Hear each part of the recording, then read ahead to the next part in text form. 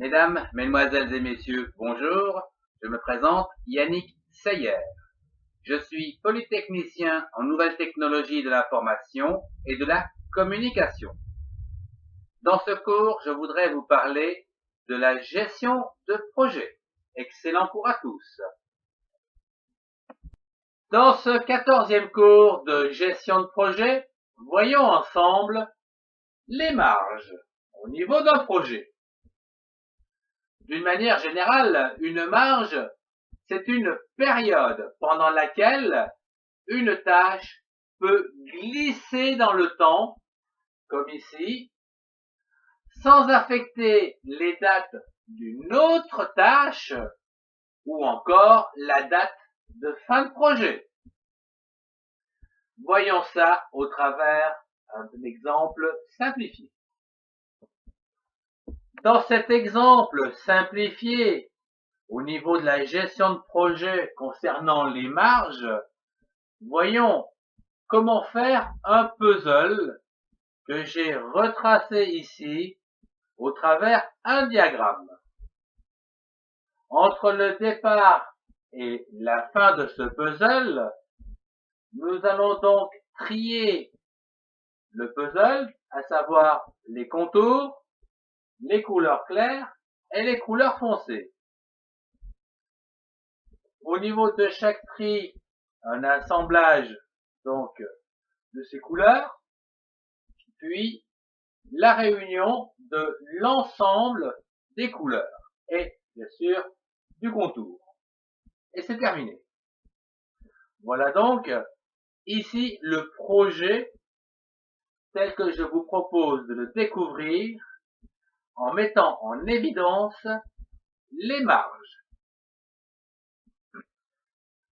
Je vous propose de séquencer ce projet. À partir du départ, une personne peut donc trier les contours. Une deuxième personne, dans le même temps, va donc trier les couleurs claires. Et une troisième personne va donc trier les couleurs foncées. Et tout ceci pour réaliser ou assembler ces couleurs ou ce contour. 4, 5, 6. Ces étapes étant terminées, nous arrivons à la réunion donc de ces différents assemblages pour finir le puzzle. Estimons au travers cet exemple le timing au niveau de chaque tâche. Nous allons parler ici en heures de façon à ce que l'exemple soit plus facile. Trier le contour, nous dirons qu'il nous faut 1 heure. J'entoure avec un cercle. Trier les couleurs, c'est bien plus long et les couleurs claires, c'est pas facile. Nous allons dire 3 heures. Bien. Les couleurs foncées, pas facile non plus. 2 heures. Donc pour trier, mettre déjà bien en ordre. Après l'assemblage, une fois que les contours sont réalisés, disons qu'en 1 heure, ici, nous avons assemblé le contour. Un puzzle moyen. Pour les couleurs claires, eh bien, nous avons trié l'assemblage, eh bien, prendra également 3 heures. Et pour les couleurs foncées, l'assemblage prendra également 2 heures. Quant à la réunion donc de ces assemblages, donc elle prendra un peu plus de temps parce que il faut le prendre, et il faut tout redéplacer. C'est bien sûr une technique bien particulière. Alors, nous dirons ici, d'une manière générale, 3 heures.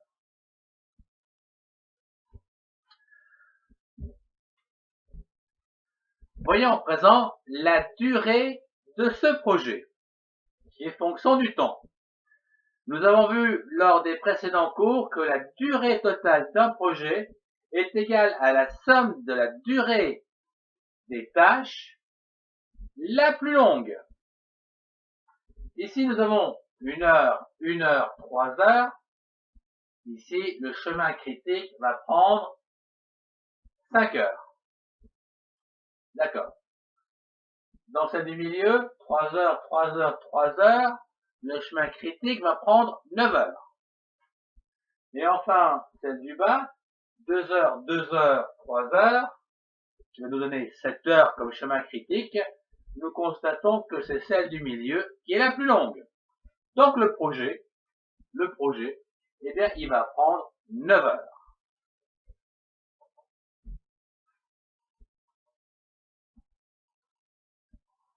Voilà donc à partir de quoi nous allons continuer le cours.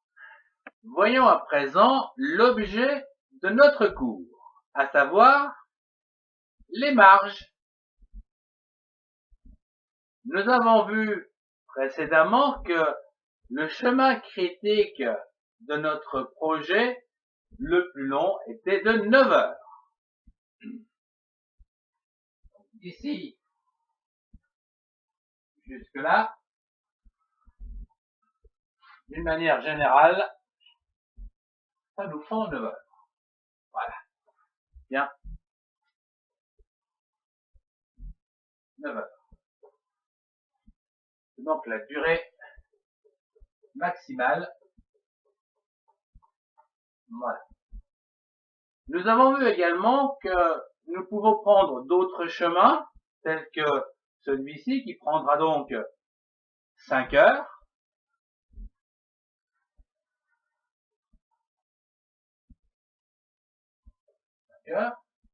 Et un autre chemin qui est pas en bas, qui lui va prendre 2, 4, 5, 7 heures. Voilà.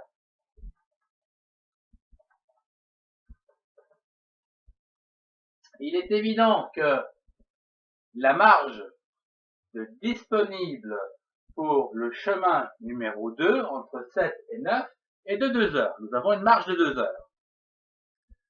Idem dans le chemin numéro 1, nous avons ici un temps alloué de 5 heures, et nous en reste encore 4 pour arriver à la fin. C'est-à-dire que nous avons ici une marge de 4 heures, et ici une marge de 2 heures que nous pouvons donc disposer pour un problème quelconque.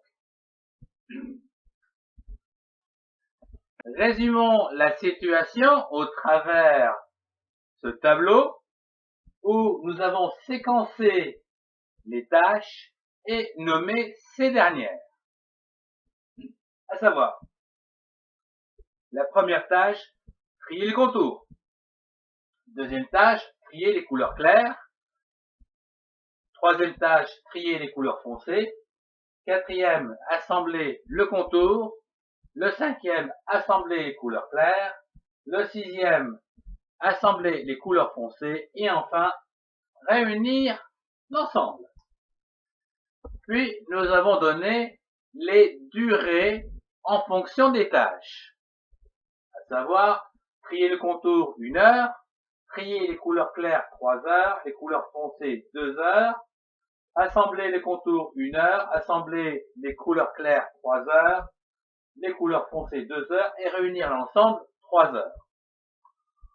Voyons au niveau des prédécesseurs. Il se trouve que nous avons donc trié les contours, trié les couleurs, trié donc qu'elles soient claires ou foncées.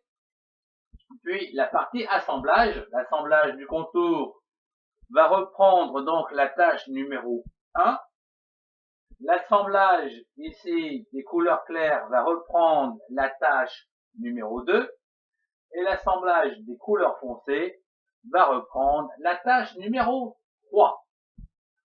Quant à la réunion de l'ensemble, eh bien, elle va être donc réalisée à partir des 3 dernières tâches, assemblage du contour, assemblage des couleurs claires et assemblage donc des couleurs foncées. 4, 5, 6. À partir de ce tableau que nous avons dressé, à savoir la séquence, les tâches, la durée et les prédécesseurs, voyons comment interpréter sur un diagramme comme celui-ci l'ensemble de nos informations. Trier les couleurs prend 1 heure. On commence de 0. Trier les couleurs claires, 3 heures. Trier les couleurs foncées, 2 heures. Voilà donc pour les informations de départ. Puis, au niveau des assemblages, nous avons donc assemblé pendant 1 heure à la fin donc de la tâche numéro 1. Tâche fin numéro 1. Début de la tâche numéro 4, assembler les contours, qui va durer 1 heure. Puis l'assemblage des couleurs claires, qui va prendre 3 heures, à partir donc de la tâche numéro 2, fin de la tâche numéro 2, début donc de cette tâche numéro 5, ici qui va prendre 3 heures. Puis l'assemblage des couleurs foncées, qui prend 2 heures, à partir donc de la tâche numéro 3. Fin de tâche, début de tâche, 2 heures. Pour finir, la réunion donc de tout cet assemblage, qui va donc au niveau prédécesseur, prendre les tâches 4, 5 et 6, la plus longue, 5, et là, nous allons donc ajouter nos 3 heures, ce qui nous fait ici la durée totale du projet. À partir de ce diagramme issu de ce tableau, nous pouvons établir les marges qu'il nous reste. Nous savons d'emblée que la réunion, donc la dernière tâche à réaliser, va nous prendre 3 heures, ce qui veut dire que si la date butoir, l'heure butoir pour terminer le puzzle est au bout de 9 heures, moins 3 heures, il faut que tout le reste soit terminé à une heure butoir qui se trouve moins 3 heures avant la réalisation de cette réunion. Ce qui veut dire que après avoir trié le contour, quel que soit le temps qu'il va prendre, plus le temps d'assemblage du contour, il va nous rester une durée de 4 heures. Ceci est une première marge, donc, dans le premier chemin que nous avons vu tout à l'heure, précédemment. Idem pour ce qui concerne de trier les couleurs foncées, qui nous ont pris 2 heures, plus donc cet assemblage des couleurs foncées, qui nous ont pris 2 heures également, qui veut dire que d'une manière générale, il nous restera ici 2 bonnes heures de marge si, pour une raison ou une autre, il y a un pépin. Ouais, ça arrive, bien sûr. À partir de ce diagramme, nous pouvons facilement constater que ces marges que nous avons réalisées nous permettent éventuellement de faire glisser certaines tâches. Et ceci sans affecter les dates d'autres tâches, ni celles de fin de projet.